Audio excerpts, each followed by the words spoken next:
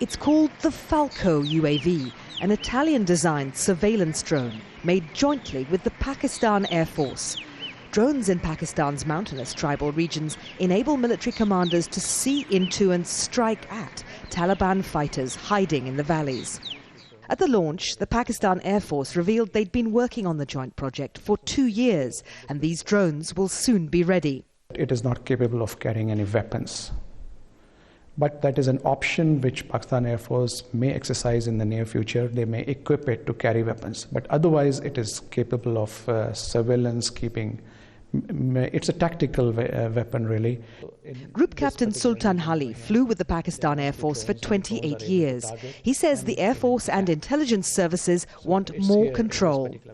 One of the complaints which Pakistani security personnel have been making it, that they have been providing reliable information about some of the targets which the US has not taken out. The combination of armed US Predator drones and Pakistani intelligence information enabled the Pakistani military to push back a serious Taliban advance this year. But the use of American drones against targets within Pakistan is one of the most politically sensitive issues for the Pakistani government.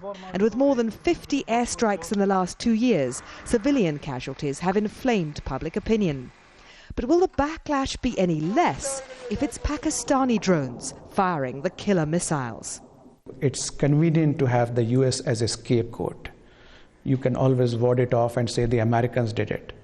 The Americans don't feel too happy about it, and they have come out with it on a number of occasions, but it suits us to put the blame on them.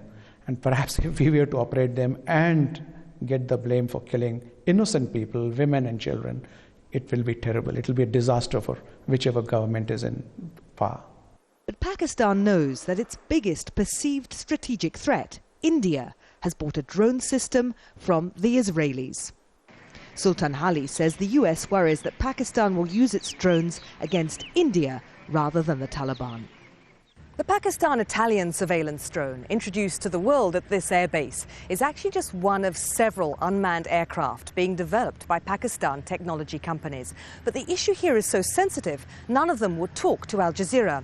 Military analysts say it would take about 2 years to develop a Pakistani equivalent to the US Predator drone, unless they buy one from another country like China. Anita McNaught, Al Jazeera, at Pakistani Air Force HQ, Islamabad.